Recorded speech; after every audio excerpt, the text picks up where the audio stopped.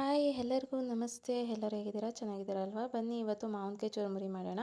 ಅಂದರೆ ಮಕ್ಕಳೆಲ್ಲ ಮನೇಲೇ ಇದ್ದಾರೆ, ಸಮ್ಮರ್ ಹಾಲಿಡೇಸ್ ಇರೋದ್ರಿಂದ, ಆಮೇಲೆ ಇದು ಮಾವಿನಕಾಯಿ ಸೀಸನ್ ಆಗಿರೋದ್ರಿಂದ ಮಕ್ಕಳಂತೂ ಅಮ್ಮ ಏನಾದರೂ ಮಾಡ್ತಾಯಿರಿ ಸಂಜೆಗೆ, ಟೇಸ್ಟಿಯಾಗಿರೋದು ಬೇಕು, ಅದು ಬೇಕು ಇದು ಬೇಕು ಅಂತ ಕೇಳ್ತಾನೆ ಇರ್ತಾರೆ. ಸೊ ಇದು ಮಾವಿನಕಾಯಿ ಸೀಸನ್ ಆಗಿರೋದ್ರಿಂದ ಮಾವಿನಕಾಯಿ ಚುರುಮುರಿ ಮಾಡೋಣ ಅಂತೇಳಿ ಮಕ್ಕಳೂ ಸಹ ಮಾವಿನಕಾಯಲ್ಲಿ ಏನಾದರೂ ಮಾಡಿಕೊಡಿ ಅಮ್ಮ ಅಂತ ಕೇಳ್ತಾನೆ ಇರ್ತಾರೆ. ಜಸ್ಟ್ ಕಟ್ ಮಾಡಿ ಉಪ್ಪು ಖಾರ ಎಲ್ಲ ಯಾವಾಗಲೂ ಹಾಕ್ಕೊಡ್ತಾನೆ ಇದ್ದೆ. ಆಲ್ಮೋಸ್ಟ್ ಇದನ್ನು ಮಾಡ್ತಾನೆ ಇರ್ತೀನಿ. ಸೊ ಅಮ್ಮ ಚುರುಮುರಿ ತಿನ್ನಬೇಕು ಅನ್ನಿಸ್ತಿದೆ ಅಂತ ಹೇಳಿದ್ರು.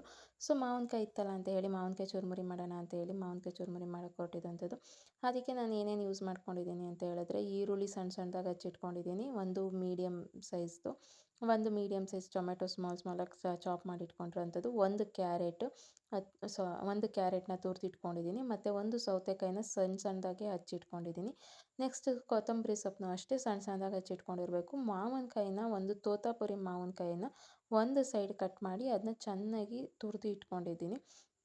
ಸೊ ಎಲ್ಲನೂ ಒಂದು ವೆಸಲ್ಗೆ, ಒಂದು ಪಾತ್ರೆಗೆ ಟ್ರಾನ್ಸ್ಫರ್ ಮಾಡ್ಕೊಂಡು ಅದಕ್ಕೆ ಒಂದು ಹಾಫ್ ಟೇಬಲ್ ಸ್ಪೂನಷ್ಟು ಅಚ್ಚ ಖಾರದ ಪುಡಿ, ಮತ್ತು ಸಾಂಬಾರು ಪುಡಿ ಒಂದು ಹಾಫ್ ಟೇಬಲ್ ಸ್ಪೂನಷ್ಟು, ಹಾಫ್ ಟೇಬಲ್ ಸ್ಪೂನ್ ಅಂದರೆ ಹಾಫ್ ಟೇಬಲ್ ಸ್ಪೂನ್ಗಿಂತ ಕಡಿಮೆ ಇನ್ನು ಅಷ್ಟು ಸಾಲ್ಟ್, ಮತ್ತು ಒನ್ ಟೀ ಸ್ಪೂನ್ ಅಥವಾ 2 ಟೀ ಸ್ಪೂನಷ್ಟು ಆಯಿಲ್ನ ಆ್ಯಡ್ ಮಾಡ್ತಾ ಹೋಗಬೇಕು.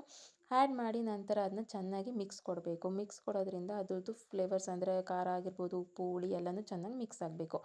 ಚೆನ್ನಾಗಿ ಮಿಕ್ಸ್ ಮಾಡ್ಕೊಂಡಿದ ನಂತರ ನಾವು ಕಾಂಗ್ರೆಸ್ ಕಡಲೆ ಬೀಜನ ಆ್ಯಡ್ ಮಾಡ್ತಾ ಹೋಗಬೇಕು. ಕಾಂಗ್ರೆಸ್ ಕಡಲೆ ಬೀಜ ನಿಮ್ಮ ಹತ್ರದಲ್ಲಿ ಇರುವಂಥ ಹಾಟ್ ಚಿಪ್ಸ್ ಅಂಗಡಿಲಾಗಿರ್ಬೋದು, ಸೊ ಕೆಲವೊಂದು ಕಡೆ ದಿನಸಿ ಅಂಗಡಿಗಳಲ್ಲೂ ಸಿಗುತ್ತೆ. ಸೊ ನಾನು ಸ್ವಲ್ಪ ತರಿಸ್ಕೊಂಡಿದ್ದೆ, ಸ್ವಲ್ಪ ಆ್ಯಡ್ ಮಾಡಿ ಅದಕ್ಕೆ ಮನೇಲಿ ಇದ್ದಂಥ ದಪ್ಪ ಮಿಕ್ಸ್ಚರ್ನ ಆ್ಯಡ್ ಮಾಡಿದ್ದೀನಿ. ಇಲ್ಲದಿದ್ದರೆ ನಿಮಗೆ ದಪ್ಪ ಮಿಕ್ಸ್ಚರ್ ಇಲ್ಲ ಅಂತ ಅಂದರೆ ನುಪ್ಪಿಟ್ಟಾಗಿರ್ಬೋದು, ಈ ಥರ ಏನಿರುತ್ತೆ ಮನೇಲಿ ಅದನ್ನು ಆ್ಯಡ್ ಮಾಡ್ತಾ ಹೋಗ್ಬೋದು. ಎನಿಹೌ ಅದಿಲ್ಲ ಅಂದ್ರೂ ಖಾರ ಬುಂದಿ ಆ ಥರ ಏನಿರುತ್ತೆ ಅದನ್ನ ಆ್ಯಡ್ ಮಾಡ್ಬೋದು.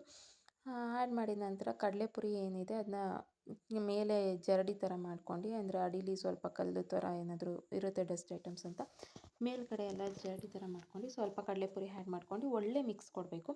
ಅದು ಒಳ್ಳೆ ಮಿಕ್ಸ್ ಕೊಟ್ಟಿದ ನಂತರ ಅದ್ರದ್ದು ಪರ್ಫೆಕ್ಟ್ ಕಾಂಬಿನೇಷನ್ ನೋಡ್ತಾ ಇರ್ಬೋದು ನೀವು, ಎಷ್ಟು ಪರ್ಫೆಕ್ಟ್ ಕಾಂಬಿನೇಷನ್ ಬಂದಿದೆ ಫ್ರೆಂಡ್ಸ್.